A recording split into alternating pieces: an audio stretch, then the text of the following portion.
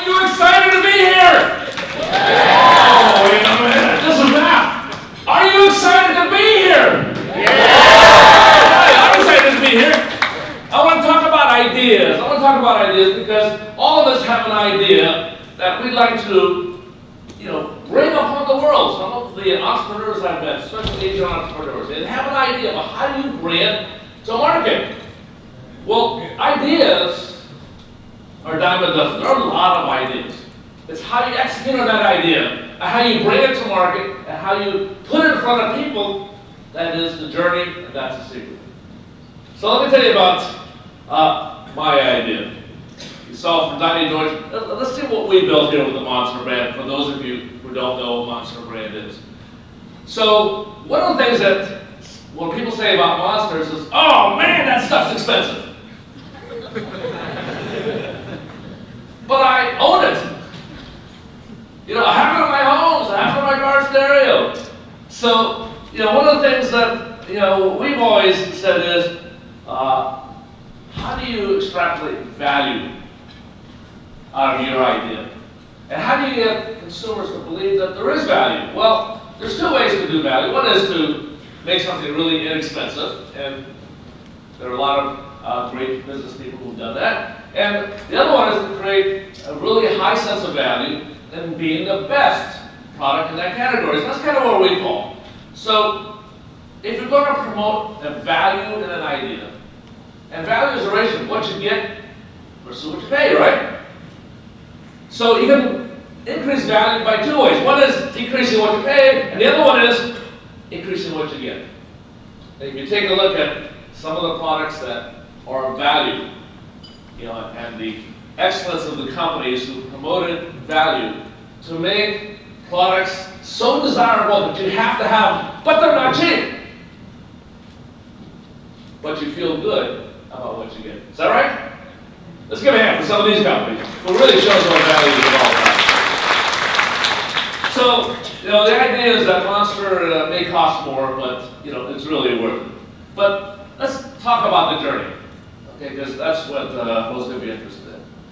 So in the beginning, this is the story. Conceived in China, born in America.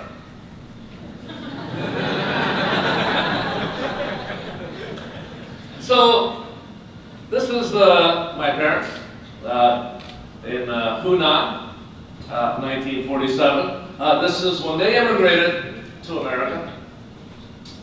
They had nothing. And in fact, they were on the last boat to land on the West Coast before they shut everything up. And things would have been a lot different for me, if I'd still been in China. So, I got to thank my parents for doing that.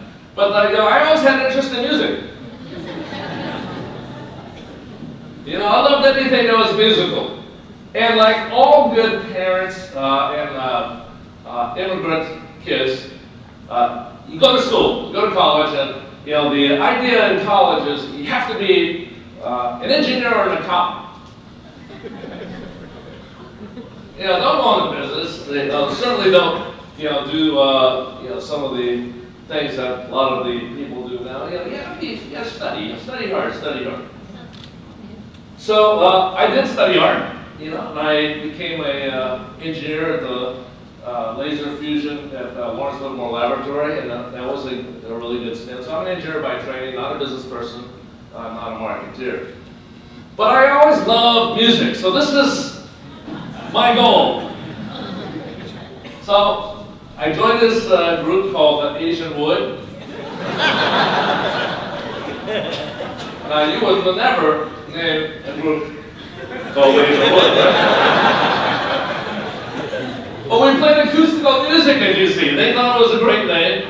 So I quit my job and I went to become a rock and roll star.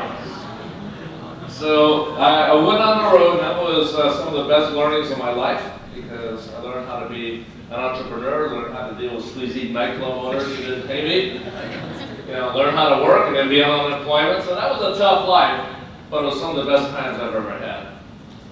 But like any rock star, it comes to an end. The band broke up. And I had to say to myself, what's a guy in white spandex pants supposed to do with his life? I said, I think I'll become a janitor at the CIA.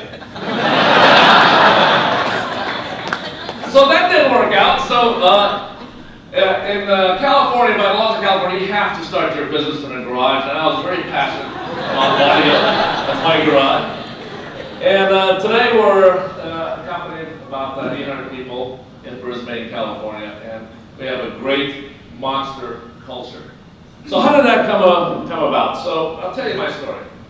One of the things that we've always established at the beginning is always lead and never follow, meaning we break new ground. We do things that haven't been done before. And those of you who are thinking about your careers, and all the speakers who have spoken in the past today have really talked about doing something different, right? Doing something unique. Otherwise, you don't get noticed. And I'm going to say doing something disruptive. And you see all the great companies who are being noticed now, you got to be disruptive because otherwise you blend into the crowd.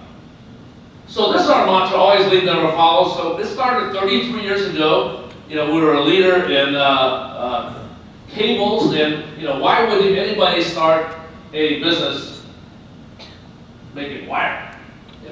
Think of something romantic. Wire?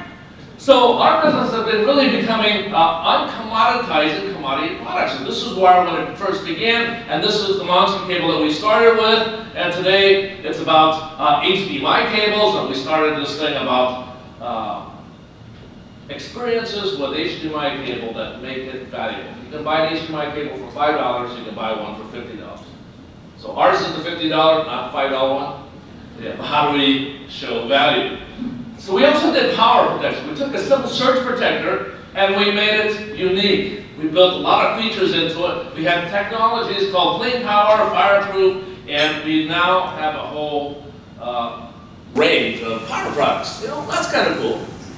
Things that nobody needs. But that's where we built our business. And then I had a great idea. Let's compete with Windex. All those plasma TVs, you got to clean them. Your kids put your hands on them and they get all gunky. But don't clean it with soap and water because it'll destroy, the coatings on the TV. So I had an idea, and I tell you, the whole company was against this. They says, "No, you're smoking that stuff again." I said, "No, I'm going to start a product called Screen Clean." It is today our #1 unit quantity sales.